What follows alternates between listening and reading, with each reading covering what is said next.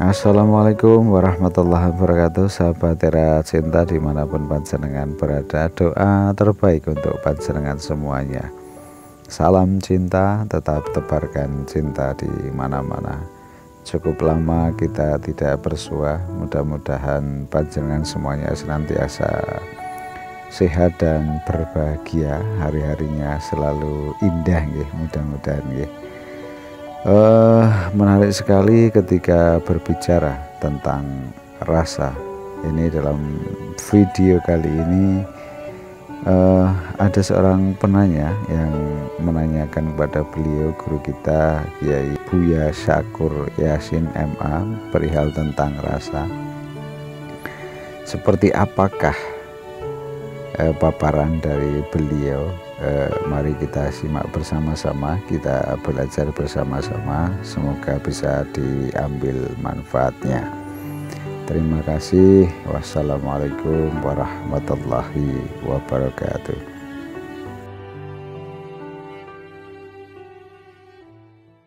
Assalamualaikum warahmatullahi wabarakatuh. Waalaikumsalam warahmatullahi wabarakatuh. Nama saya Ogi dari Makassar. Ogi dari Makassar, iya. Ya, berbicara soal hati, Bu ya. Tadi kan berbicara soal hati, hati yang ada di dalam hati ini kan rahasia ya, Bu ya. Iya, ada kutipan di Risalatul Qusyariyah. Iya, yang mengatakan rahasia itu rasa. Di dalam rasa itu ada rasa. Yang di dalam rasa itulah rahasia. Kalau yang di dalam rasa itu merasa, maka merasalah rasa. Rasa di dalam rasa inilah yang dikatakan perasaannya perasaan. Perasaannya perasaan inilah yang merasa. Nah, saya mau tanya bagaimana pendapat Bu ya dari makna kutipan ini, Bu ya. Terima kasih. Iya. Ya, langsung Saya banyak membaca takbir-takbir, ungkapan-ungkapan para sufi semacam itu. Iya. Ketika menggambarkan cinta, itu digambarkan seorang perempuan namanya Laila. Ketika dia sedang jazab dalam keadaan dia itu diibaratkannya dengan mabuk. Iya kan? Zikiran, berzikir sampai mabuk itu seperti secangkir arak diminum. Itu takbirannya dengan bahasa-bahasa yang sangat manusiawi. Saya menghindar. Karena itu nanti tidak bisa dipahami oleh orang. Saya bercerita tentang tasawuf dengan bahasa yang sederhana, bahasa yang paling mudah. Ternyata masih banyak yang belum mengerti kok. Apalagi dengan bahasa yang berbelit-belit seperti itu. Rasa di dalam rasa. Iya. Jadi yang dimaksudkan dengan rahasia itu dalam bahasa Indonesianya belum bisa diterjemahkan. Iya. Di dalam hati kita ada palung, artinya ruangan yang paling terdalam itu namanya sir.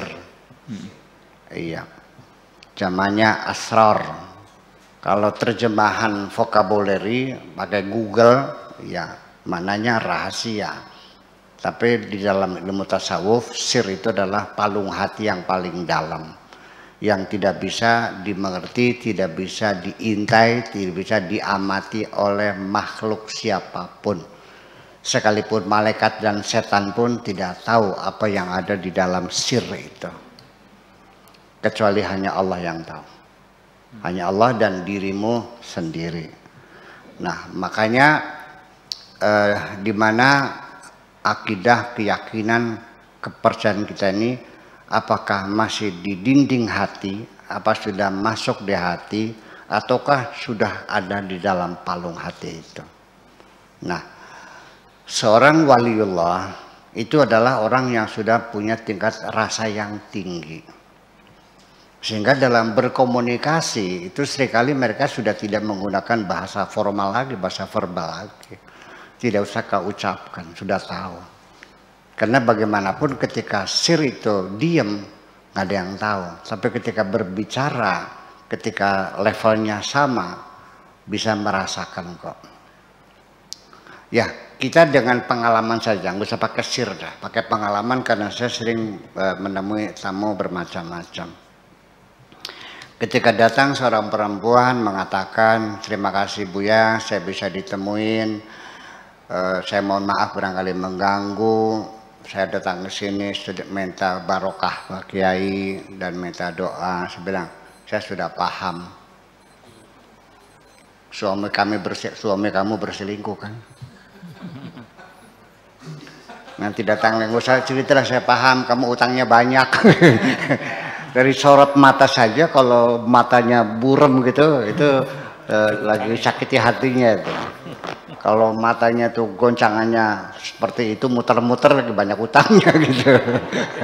Ya, dengan gaya yang semacam itu.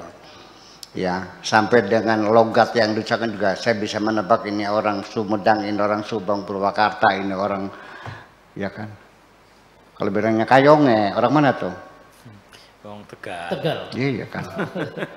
Bapak ke, orang mana tuh? Brebes. Ya, nah kan seperti itu.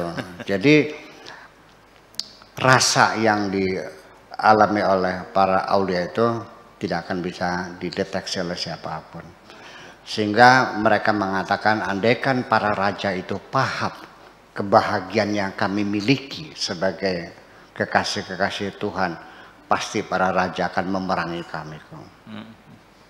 Iya, makanya dalam banyak hal itu kita tidak boleh lagi apapun yang telah Anda rasakan, tidak boleh perasaan Anda sampaikan kepada siapapun. Makanya falyatallataf wala yus'iranna bikum ahada. Simpanlah di dalam hatimu dan jangan kau ceritakan kepada siapapun. Nah, itulah rasa yang paling dalam, yang bisa merasakannya kita sendiri. Kalau ada orang lain yang merasakan, ya karena ketika itu rasanya berbicara. Jadi begini, sekarang begini, Anda sadar nggak ketika berada di satu komunitas, kehadiranmu tuh nggak ada artinya, tidak dibutuhkan, sadar nggak? Kalau nggak dablek namanya. Yang nyapa nggak ada, nanya nggak ada, ngapain?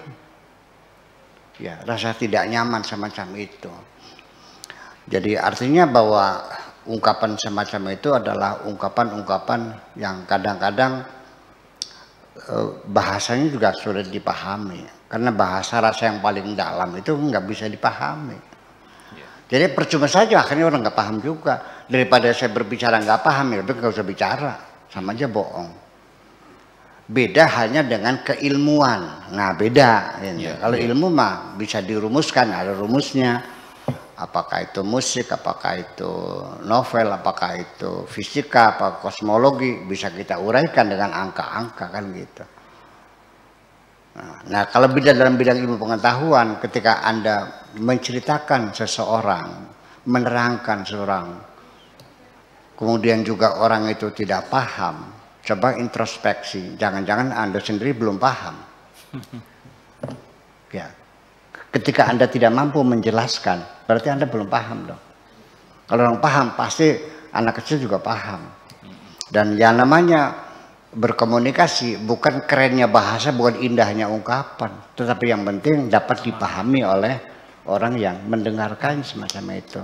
Sedangkan rasa tidak bisa dikomunikasikan, kecuali kita yang mendengarnya. Saya kira berputar sekitar itu, Risalah Al-Qusyariyah itu adalah berputar sekitar tentang rasa itu seperti apa, bagaimana mengkomunikasikannya. Tidak bisa, kita tidak bisa.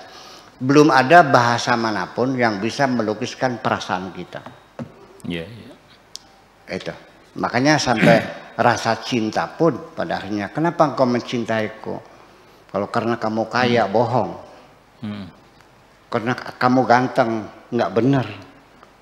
Cinta yang benar ketika tidak ada alasan dan penyebabnya. Kenapa aku mencintaimu? Makasih gitu aja. Oke, terima kasih Bu ya.